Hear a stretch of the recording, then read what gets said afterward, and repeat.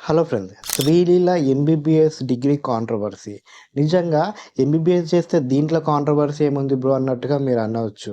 కానీ రీసెంట్గా శ్రీలీల తన ఎంబీబీఎస్ కంప్లీట్ చేసిందని ఒక పోస్ట్ పెట్టింది ఇన్స్టాగ్రామ్లో. ఆ పోస్ట్ కింద వచ్చిన కామెంట్స్ని బేస్ చేసుకొని నేను ఇది మాట్లాడుతున్నా. ఆ పోస్ట్ కింద చాలా వరకు నెగిటివ్ కామెంట్స్ ఏమని వచ్చాయంటే, ఎంబీబీఎస్ డిగ్రీ అనేది ఇంత ఈజీయా, అసలు డిగ్రీలను కూడా అమ్మేస్తున్నారా అన్నట్టుగా కొంతమంది ప్రొఫెషనల్ డాక్టర్స్, కొంతమంది ఎంబీబీఎస్ చదువుతున్న వాళ్ళు కామెంట్ చేశారు ఫ్రెండ్స్. కొన్ని కామెంట్స్ మీకోసం చూపిస్తున్నాను చూడండి.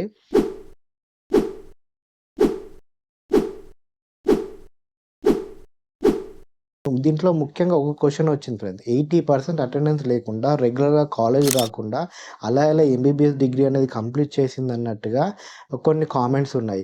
వీటి గురించి మనం నిజంగానే మాట్లాడుకోవాలి ఫ్రెండ్స్. ఎందుకంటే ఎంబీబీఎస్ లాంటి ఒక టఫెస్ట్ డిగ్రీ కూడా తను ప్రొఫెషనల్ ఇంత సక్సెస్‌ఫుల్‌గా ఉంటూ అలా ఎలా కంప్లీట్ చేసిందన్నది సాధారణంగా ప్రతి ఒక్కరికి వచ్చే క్వెషనే. ముందుగా శ్రీలీల బ్యాక్‌గ్రౌండ్ గురించి ఒకసారి మాట్లాడుకుందాం ఫ్రెండ్స్. 2001లో శ్రీలీల యూఎస్‌లో జన్మించింది. సో, శ్రీలీల టెక్నికల్‌గా యూఎస్ సిటిజన్ అనమాట. ప్రస్తుతం బెంగుళూరులో ఉంటున్న శ్రీలీల అండ్ వాళ్ళ ఫాదర్, మదర్ కూడా డాక్టర్స్‌గా తెలుస్తుంది. సో, డాక్టర్స్ ఫ్యామిలీ అనమాట. అండ్ తను ఇక్కడనే బెంగుళూరులో చదువుకుంటున్న సమయంలోనే dance practice and film coaching అన్నీ తీసుకుంది. శ్రీలీల ఎంబీబీఎస్ ఎప్పుడు జాయిన్ అయిందంటే 2025లో ముంబైలోని డీవై పాటిల్ మెడికల్ కాలేజ్‌లో ఎంబీబీఎస్ జాయిన్ అయినట్టుగా తెలుస్తుంది. అంటే శ్రీలీల కోవిడ్ టైంలో జాయిన్ అయిందనమాట. అంటే ఆ 2020 నుంచి ఇప్పటి వరకు 5-6 సంవత్సరాలు కంప్లీట్ అయినట్టుగా మనం మాట్లాడుకోవచ్చు. బట్ 2020లో మాత్రం ఎక్కడ క్లాసెస్ జరగలేదు. టెక్నికల్‌గా 2021 నుంచి 2026 వరకు తను డిగ్రీ పర్సూ చేసిందన్నట్టుగా మనం మాట్లాడుకోవచ్చు. అండ్ ఇక్కడ వచ్చే క్వెషన్ ఏంటంటే 2021లో పెళ్లి సందడి మూవీతో తను తెలుగు సినిమాలోకి డెబ్యూట్ చేసింది. అండ్ ఆ సినిమా తర్వాత కంటిన్యూగా ప్రతి సంవత్సరము 2-3 సినిమాలు. ఒకసారి తన యొక్క మూవీ లిస్ట్ చూస్తే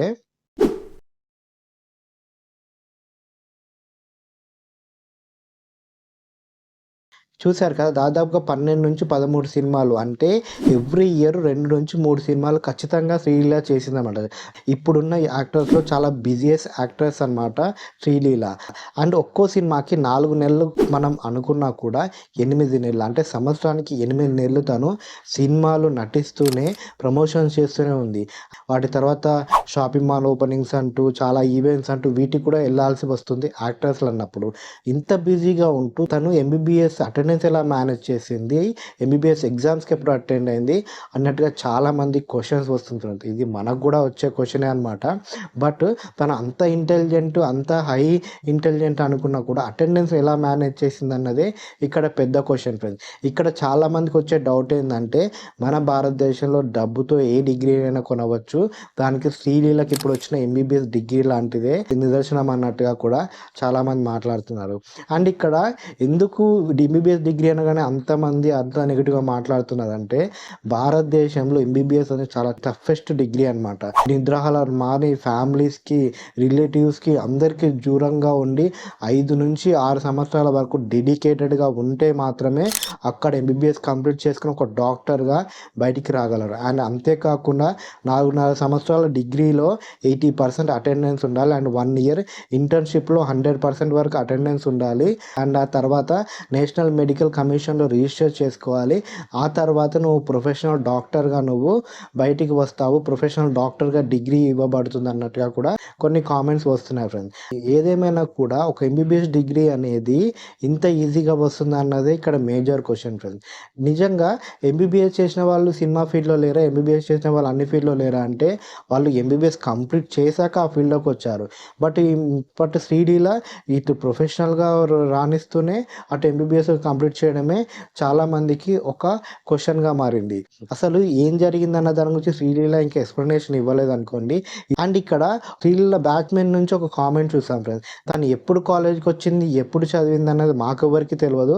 అలా ఎలా డిగ్రీ వచ్చిందో కూడా అర్థం అవ్వట్లేదు అన్నట్టుగా ఒక కామెంట్ చూసాం ఫ్రెండ్స్. నిజంగా ఇక్కడ మనం మన ఎడ్యుకేషన్ సిస్టమ్ గురించి మాట్లాడుకోవాలి. ఇక్కడ మనం యూనివర్సిటీలు ఇష్టం వచ్చినట్టుగా డిగ్రీలను ఎలా ఇచ్చేస్తున్నాయి అన్న దాని గురించి మాట్లాడాలి. అండ్ ఇక్కడ కొంతమంది శ్రీలీలకు సపోర్ట్ సపోర్ట్ చేసేవాళ్ళు. తను కేవలం 4 సంవత్సరాలు డిగ్రీ మాత్రమే కంప్లీట్ చేసింది.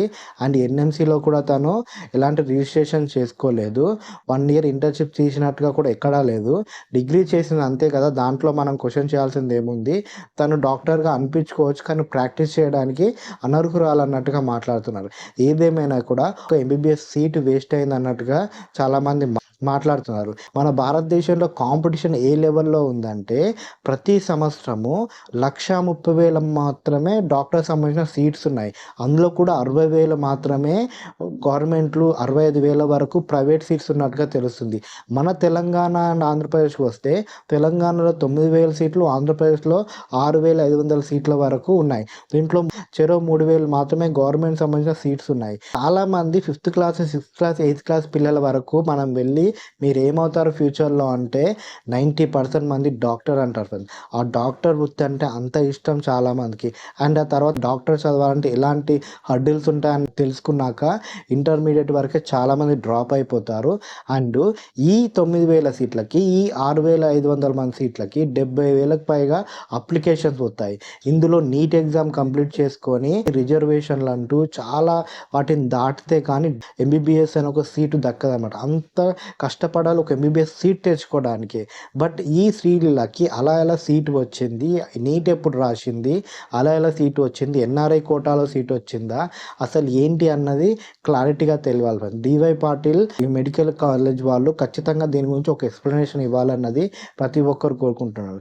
ఈ లెవెల్‌లో ఇండియాలో ఎంబీబీఎస్ సీట్లకి డిమాండ్ ఉన్నప్పుడు, ఈ డాక్టర్లు ఇంత ఇంపార్టెంట్ ఉన్నప్పుడు అలా ఎలా తను చేసిందన్నది ఇక్కడ చాలామంది క్వెషన్. అండ్ అంతేకాకుండా మన భారతదేశంలో డాక్టర్లు అనేవాళ్ళు ఎంత షార్టేజ్ ఉన్నారో తెలుసా? ఈ డబ్ల్యూహెచ్ఓ లెక్కల ప్రకారము ప్రతి 1000 మందికి ఒక డాక్టర్ ఉండాలి. కానీ మన భారతదేశంలో 1300 మందికి ఒక డాక్టర్ ఉన్నట్టుగా తెలుస్తుంది. అంటే కొంచెం తగ్గినట్టే ఉంది. కానీ రియాలిటీకి వస్తే చాలా ఊర్లల్లో, చాలా విలేజెస్‌లో, అర్బన్ చోట డాక్టర్స్ చాలా తక్కువ అవైలబుల్ ఉన్నారని, ఇంకా డాక్టర్స్ లేక మరణాలు జరుగుతున్నాయన్నది కూడా మనం పేపర్లలో అక్కడెక్కడ చూస్తూనే ఉంటాం.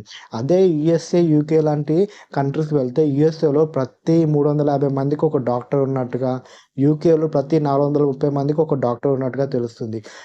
అంత షార్టేజ్ ఉంది మన దేశంలో డాక్టర్లకి. ఇలాంటి సమయంలో సీట్లు తక్కువగా ఉండి, సీట్లు రాకుండా చాలామంది డ్రాప్ అవుతున్న సమయంలో సీట్లు వచ్చినా కూడా ఎంతో కష్టపడితే కానీ, ఎంతో సాక్రిఫైస్ చేస్తే కానీ డాక్టర్ అవ్వని పరిస్థితిలో తను అలా ఎలా డాక్టర్ అయిందన్నదే ఇక్కడ చాలామందికి వచ్చిన క్వెషన్ ఫ్రెండ్స్.